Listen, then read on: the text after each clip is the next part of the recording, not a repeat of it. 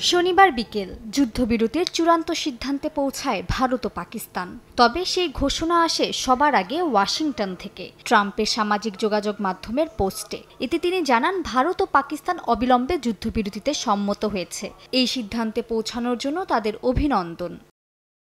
আল জাজিরার প্রতিবেদন অনুযায়ী ট্রাম্পের সামাজিক যোগাযোগ মাধ্যমে আগে কিছু বলে দেওয়ার বিষয়টি নতুন নয়, এটা তার রাজনৈতিক স্বভাব। তবে নয়াদিল্লি ও ইসলামাবাদের মতো পারমাণবিক শক্তিধর দুই দেশের গুরুত্বপূর্ণ সিদ্ধান্ত কেন যুক্তরাষ্ট্রের কাছ থেকে আগে আসবে তা নিয়ে রয়েছে প্রশ্ন।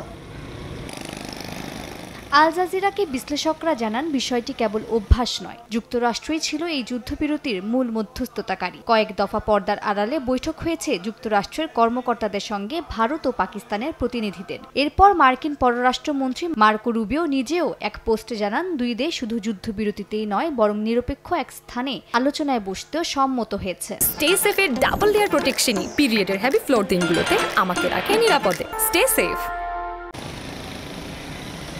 এই ঘোষণার কিছুক্ষণ পরই আনুষ্ঠানিকভাবে দুই দেশের পক্ষ থেকে যুদ্ধবিরতির কথা জানানো হয়। ভারতের পররাষ্ট্র সচিব বিক্রম মিশ্রি ও পাকিস্তানের পররাষ্ট্রমন্ত্রী ইসহাক দার যুদ্ধবিরতির ঘোষণা দেন। যুক্তরাজ্য, সৌদি আরব ও চীনের পক্ষ থেকেও নেপথ্যে কূটনৈতিক তৎপরতা চালানো হয় বলে জানা গেছে। তবে বিশ্লেষকদের মতে ট্রাম্প ও রুবিওর একযোগে ঘোষণা ইঙ্গিত দেয়, এই শান্তি প্রতিষ্ঠায় যুক্তরাষ্ট্রই রেখেছে মূল নেতৃত্ব। মালিহা সুহরওয়ার্দী, সময় সংবাদ।